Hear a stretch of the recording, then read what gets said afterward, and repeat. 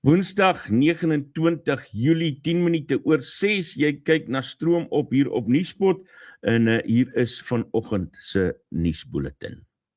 Die nasionale tesourie stel Vrydag teruggehoue toekennings uit die billike aandeel aan 49 van die 69 geaffekteerde munisipaliteite vry.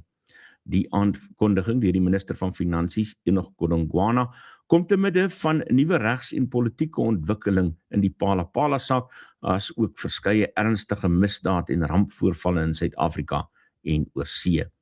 Die tesourie het vroeër die oordrag van meer as 13,5 miljard rand ingevolge artikel 216 van die Wet op Munisipale Finansiële Bestuur opgeskort om munisipaliteite te dwing om finansiële krisisse en ongemagtigde, onreëlmatige, vrugtelose en verkwistende besteding reg te stel.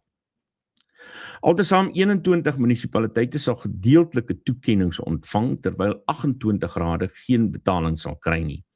Die stad Johannesburg sal weens voortgesette nie-nakoming en onbetaalde pensioene net 4,4 miljoen van sy gevriesde 3,6 miljard rand ontvang. Godongwana het gesê die vrystelling is voorwaardeliks verskoning om basiese dienslewerings te beskerm en het beklemtoon dat die probleme op breër swakhede in munisipale begrotings en kontantvloeibestuur dui. In die Palapala saak het die EFF, MK-party en die United Africans Transformation hulle by die ATM aangesluit in 'n dringende aansoek by die konstitusionele hof om die interdik tersyde te stel wat president Cyril Ramaphosa teen die nasionale vergadering se artikel 89 komitee verkry het. Die Wes-Kaapse Hooggeregshof het vroeër beslis dat die verrigtinge opgeskort moet word, hangende Ramaphosa se hersiening van die onafhanklike paneelverslag wat bevind het dat hy 'n saak het om te beantwoord. Julius Malema het namens die EFF aangevoer dat die Laerhof nie behoorlik ag op die geldigheid van die verslag geslaan het nie. Prokureur Thabo Kwinana het namens MK-party en United Africans Transformation gesê die interdik wysig die konstitusionele hof se eie opdragte. Die ANC se sekretaris-generaal Fikile Mbalula het intussen Dinsdag by Luthuli Huis in Johannesburg verklaar dat die party bankvas agter Ramaphosa staan. Hy het gesê die opskorting van die artikel 89 komitee se prosedurele beskerming en nie die einde van die ondersoek na die diefstal van $580,000 in 2020 op die president se wildsplaas in Limpopo nie. Nog 'n hofstryd speel vandag in Pretoria af waar die dringende aansoeke van Solidariteit en die DA teen die skorsing van die Tshwane se stadsbestuurder Johan Metler in die Hooggeregshof aangehoor word. Metler is op 9 Julie voorlopig geskort nadat hy 'n 40 jaar huurkontrak vir die Pretoria skougronde weens beweerde ongeruimthede terugverwys het. Die DA se burgemeesterskandidaat Silje Brink het gesê Metler word geteiken omdat hy korrupsie teenstaan. In die Oos-Vrystaat het die baljuis beslag gelê op verskeie voertuie en die sleutels van 'n nuwe geel vloot van die Maluti Apofung munisipaliteit weens onbetaalde skuld. Die DA-raadslid Anna Matwang het gewaarsku dat die stap dienslewering in die Puta die Chaba, Harry Smith, Kestel en Kwak verder kan benadeel. Die munisipale bestuurder, advokaat Mzwake Mofokeng, het gesê die saak dien in die arbeidshof en wou nie verder kommentaar lewer nie.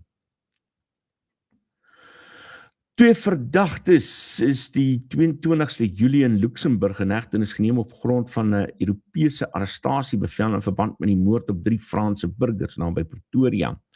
Die slagoffers wat op 11 Julie met 'n stomp voorwerp doodgeslaan is as Katja Nguyen en haar kerel Matthew Ajas en haar ma geïdentifiseer. Volgens die openbare aanklaer is Nguyen se dogter veilig na Frankryk teruggebring, terwyl die hoofverdagte, haar eksman en sy vermeende medepligtige in Luxemburg aangehou word, hangende uitlewering aan Frankryk op aanklagte van moord en ontvoering. Die Wes-Kaapse teenbende eenheid het ook nog 3 verdagtes in hegtenis geneem in verband met 'n dodelike skietery op 24 Junie in Westbank, Mamasbury. Ralph Andrew Verlander en Rian Enrico Goliath is in die voorval doodgeskiet, terwyl nog 3 mense ernstig gewond is. Die waarnemende provinsiale kommissaris-generaal Majoor Luyanda Damoyi het die ondersoekspan vir sy vinnige optrede geloof. In die Oos-Kaap ondersoek die polisie 'n geregtelike doodsondersoek nadat 6 buitelandse burgers Dinsdagoggend omstreeks 3:40 in 'n brand by die MAA Cash and Carry winkel in Tsomo se hoofstraat doodgeskiet is. Brigadier Nobonto Gantana het gesê, patrolliebeamptes het 'n ontploffing gehoor en na die brandende gebou gehaas om mense aan die agterkant te probeer red. Net 1 persoon kon met die hulp van die polisie en private veiligheidswagte ontsnap nadat die diefwering oopgebreek is. 6 verkoelde liggame is later ook deur hul werkgewer uitgeken. Die soektog na die vermiste afgetrede geoktroeëerde rekenmeester en boer Ernst Steinberg het Dinsdagoggend tragies geëindig toe sy lijk op 'n koppie op sy plaas Rietvallei naby Reismuurbult in Noordwes gevind is.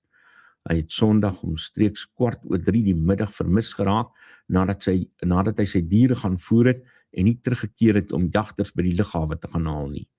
Sy liggaam is minder as 1 kilometer van sy huis afgevind sonder sigbare merke of wonde. Hugo Pretorius, 'n plaaswerker van Hartenbos, is in 'n hospitaal in Nebraska in die Verenigde State behandel na 'n ernstige ongeluk op 'n plaas naby Bertrand. 'n aandryfas tussen 'n trekker en 'n werktuig het gebreek en hom so hard getref dat hy deur die lug geslinger is. Hy het sy bewussyn verloor en albei bene en sy linkerarm is gebreek.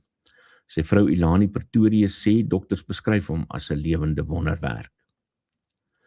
In die Johannesburgse Hooggeregshof het 'n binneverhoor begin in die saak teen die vermeende misdaadbaas Vusimuzi Kat Matlala en sy medebeskuldigdes. Matlala, Musakekana en nog 3 beskuldigdes staan tereg op aanklagte van samespanning om die sakeman Joe Ferrari Sibanyoni, die aktrise Tobogo Tebojani en die musiekvervaardiger Seentjie Mokobung in Augustus 2022 te vermoor. Die staatse getuie, kaptein Pimi Alfred Sigobela, het getuig dat die saak dringend was en dat Kekana toestemming vir die deursoeking gegee het. 'n Voertuig wat met 'n ander moord in vereniging verbind word, is tydens die deursoeking gevind. TLISA en Graan SA het die Johannesburgse effektebeheer skerp gekritiseer oor sy besluit om van Maart 2027 af na 'n enkel verwysingspuntmodel vir sojaboonpryse terug te keer. Die beheer het op 20 Julie gesê hy skrap die veelvuldige verwysingspuntmodel omdat dit nie handelsvolumes regstreeks beïnvloed het nie en omdat betroubare data ontbreek. TLISA se hoofbestuurder Benny van Sail het gewaarsku dat die besluit boere tot R1050 per hektaar aan bruto inkomste kan kos. Buitelandse nuus, 'n aardbewing van 7,1 op die Richterskaal het Dinsdag die Japaneese eiland Kyushu getref en minstens 3 mense doodgelaat. Dosyne mense is beseer of word vermis. Die Icon Mall winkelsentrum in Kashima het in 'n groot skoorsteen by die Nippon Paper Industries fabriek in Yatsushiro het ineengestort met 11 mense wat onder die puin vasgekeer is. Meer as 260.000 mense is beveel om te ontruim. 'n tsunami-waarskuwing is later opgehef. By die Withuis het die Israeliese eerste minister Benjamin Netanyahu Dinsdag 'n geslote vergadering van byna 1,5 uur met president Donald Trump en sy senior span insluitend adjunkpresident J.D. Vance gehad. Netanyahu het die gesprek as produktief beskryf. Kort daarna het Iran verskeie ballistiese missiele op Amerikaanse magte in die Midde-Ooste afgevuur, maar almal is onderskep. Franse owerhede het nog 4.000 mense langs die Atlantiese kus laat ontruim weens 'n veldbrand wes van Bordeaux wat reeds 60.000 hektaar in die Gironde-streek vernietig het. Volgens die minister van Binnelandse Sake, Laurent Nunez, het die brand reeds 220.000 mense gedwing om te vlug. In Spanje het 'n brand in Avila meer as 500 vierkante kilometer verskroei te midde van temperature bo 40 grade Celsius. In Kenia is 'n dringende ondersoek begin nadat 14 olifante in die Amboseli ekosisteem naby die grens met Tanzanië doodgevind is. Die Kenia Natuurlewediens het weefselmonsters vir toetsing gestuur om vas te stel of siekte, vergiftiging of ander faktore die vrektes veroorsaak het. In die Rooi See, die Iran gesteunde Houthi groep ballistiese missiele op Saudi-Arabiese olietankskip afgevuur. Die Britse maritieme handelsbedrywighede het bevestig dat 'n ontploffing aangemeld is, maar dat die bemanning veilig is en geen omgewingsskade aangemeld is nie.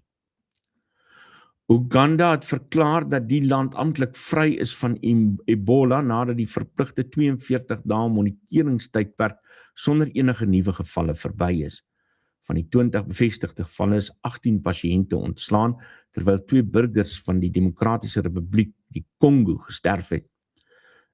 In die Demokratiese Republiek die Kongo duur 'n groter uitbreking van die Bundibugyo variant intussen voort, met meer as 3262 aangemelde infeksies en 1437 sterftes.